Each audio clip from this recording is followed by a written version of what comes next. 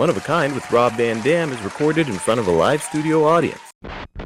Yeah, they both seem to be respectable hustlers. You know what I mean? Like working hard, trying to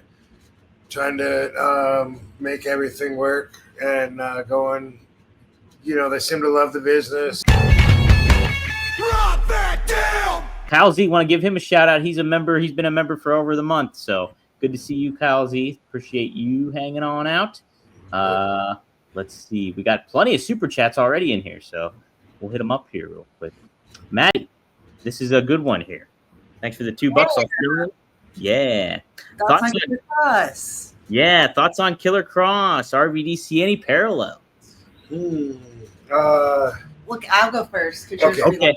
Yeah, go, Katie. Killer Kross and Scarlett. I love Scarlett since we started wrestling at the same time together. And we did tours in India together, and I had so much fun in our matches and also with her as a person. I just always say she's my favorite woman in wrestling. So, and they were at our wedding, and I just love them. I just love them so much. Yeah, he's super dude, you know, from firsthand experience, great guy, but also he's like super over. I don't know about any parallels. I don't recognize the parallels that maybe are asked about. I don't know, but except, you know, when I was there at WWE, I was the guy that the fans felt like the office doesn't see. I'm being held back. Everyone's pushing for me. Like, seemed like everyone had an RVD sign. With him, I understand he sold the most T-shirts, right? Yeah. Was that at one arena or the? It was online sales. It was online. Either way, that's huge. Yeah. But anyway, you know, when I was there was always talk that there was one guy in the office that said, no, Rob's not the right guy to go with. And whoever that guy was, Triple H, he had enough leverage to where other people fell in behind and went with that decision, you know. So in that respect, I can see parallels because he definitely seems like, regardless of his popularity, that they're not capitalizing with them, and so there's that. But it also seems like, from what I can see, it seems like they're really like fucking with them, and I don't know why. I have no idea what it's about, but I saw where he said his contract was up and they gave him a renewal offer, but he had 24 hours to do it and wouldn't answer any questions about it. So that automatically sounds like they're fucking with him. I mean, I'm already trying to think, like, is there possible factors that we don't consider? Like, maybe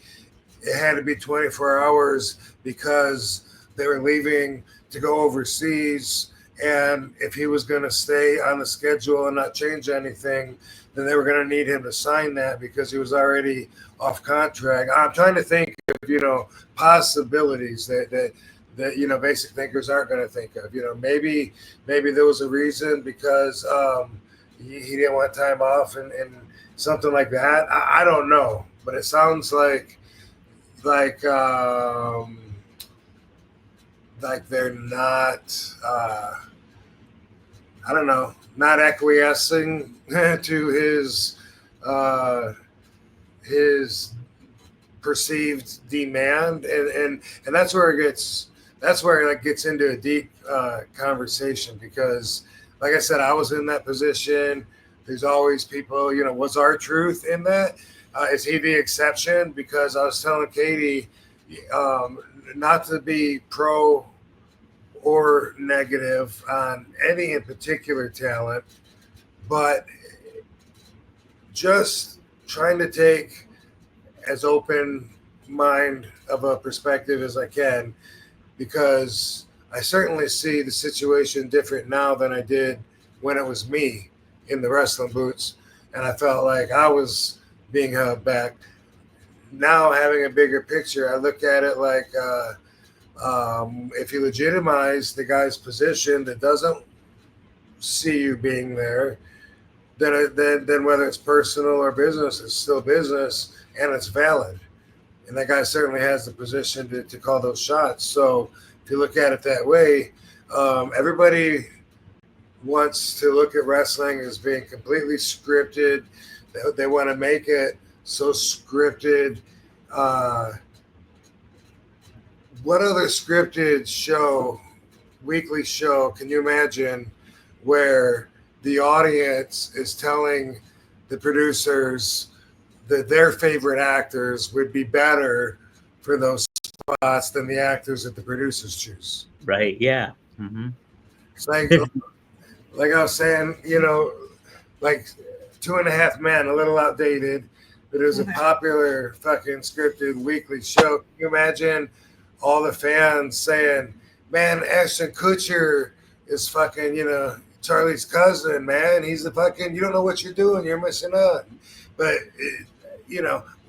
with R-Truth possibly being an exception, usually it might not matter if your character, your presence is not seen in the vision of the writer for that show. If they don't see you as being part of their vision, then boom, you're fucked. And it can be frustrating, and for fans too. They can say, no, this is bullshit, man. He deserves to be there. But again, look at another scripted show. Look at The Wire and imagine, a bunch of actors saying, man, Scott Baio needs to be on this show. You guys don't know what the fuck you're doing. You're blind. I want Scott Baio in Baltimore. I want him with Omar. You know what I mean? Like it's like they have a vision. That's what's weird. I mean, and you can argue, well, there's so many spots. It seems like they could work out something for him. I get that, but if you look at it like I just said, then maybe that's one way to make sense of it. Well, I'm kind of paraphrasing what Kross said too. I am paraphrasing because he mentioned that he's like, you should always listen to the fans. He's like, it's okay if you like tease them and wait for it, but like if the fans want something, you should give it to them. Like in a lot of ways. Do you go by that philosophy a lot of the times, Rob? Or how do you feel about that? I think there are no absolutes, and I don't think that would necessarily be a rule in my book. I don't think it's necessary. No, I think, if you let the fans run the show, then you're giving them too much control. I mean, you're there you're there. I'm there as an artist to express myself, and that's what I get out of it, is being able to say, like, boom, this is the way I do it, like it or leave it. What do you think? I don't want to be, like, Rob, you should do more karate chops and stuff. Well, you think so? I mean, when you start out and I don't know who I am, when you're in that phase, then all the advice is relevant, stuff like that. But are you a show that's coming to town selling tickets to show the fans, or are you an interactive audience participation game show? Right. Yeah, if you have an agenda, like I understand, like there might be like a groundswell for people or a story or something to that effect where you maybe have to adhere to the winds of change. But a lot of the time you got to stay the course of what your game plan is. Because if you're shifting on, what the fans are doing from, this to that, you're not going to have a consistent and good story, or you build a star in the right proper fashion too, in a lot of ways, I think. Yeah. I mean, it's circumstantial. Yeah. Sometimes it's the right thing to do is to, be on your toes, quick to adjust. And other times it's like, just wait till they see what I got in store for them. And that's the right move. Right. Exactly. Well, I see another parallel with you and Kross is the innovativeness. Like your in-ring innovation obviously stands out and like transcended a lot of the business. And then I look at what Kross does when it comes to like how he presents himself, like video stuff, and like, you know, trying to come up with different ways to highlight him and elevate him a little bit more. And so like he does the hustle of what's online. Even when he wasn't with WWE, he'd make like movies and like stuff with Kevin Sullivan and stuff like that. And I always think like that's a really way that a lot of modern wrestlers should be trying to promote themselves more. And Kross is somebody that was really at the forefront of that, I think. So that's another parallel I could maybe think of in a certain way, is the innovativeness. It's really captivating. I was telling Bob he could be an actor too. Right. Oh yeah, 100%. I can see that too. For Yeah. sure.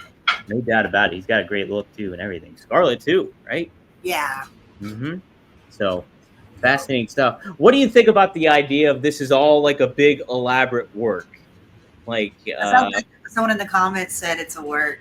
yeah, I'm hearing that a lot, that it's a work. But I mean, there's so much stuff too where they're accepting booking. They got tees on Pro Wrestling Tees now. There's several other things. Their theme song down. Yeah. Their theme songs are down. They're on the alumni page. You name it. It's like, it sounds like they're gone, but everybody's like, oh, it could be a work though. Right. Like Seth Rollins was out for an injury and then he came back suddenly. Yeah. He's surprises in wrestling. Yeah. They both seem to be respectable hustlers. You know what I mean? Like working hard, trying to make everything work, and going. You know, they seem to love the business, and they seem to hit a lot of obstacles. You know, there's some people like that, like Chelsea Green. Yeah. Seems like one of those. And her, what's his name? Her husband, boyfriend? Matt Cardona. Yeah.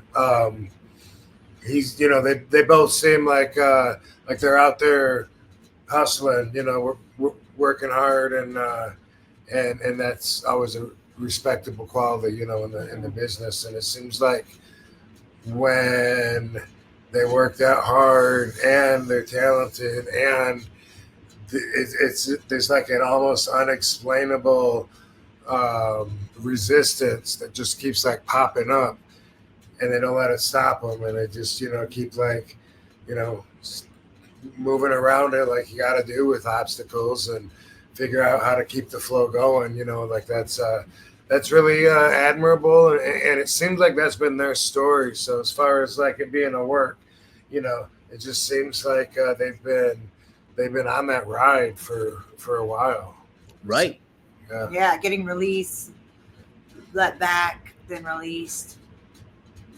Yeah. And the thing is too, I think either way, it's like a win for those guys, like for Scarlett and Kross, because if you come back to WWE, hopefully they use you in the right manner and you're a big star and you get elevated even further. But at the same time too, like he's already upped his value, like going out and being a free agent and doing what he wants in the grand scheme of it all too, because of how he exited. I think that documentary was awesome. Like that, you know?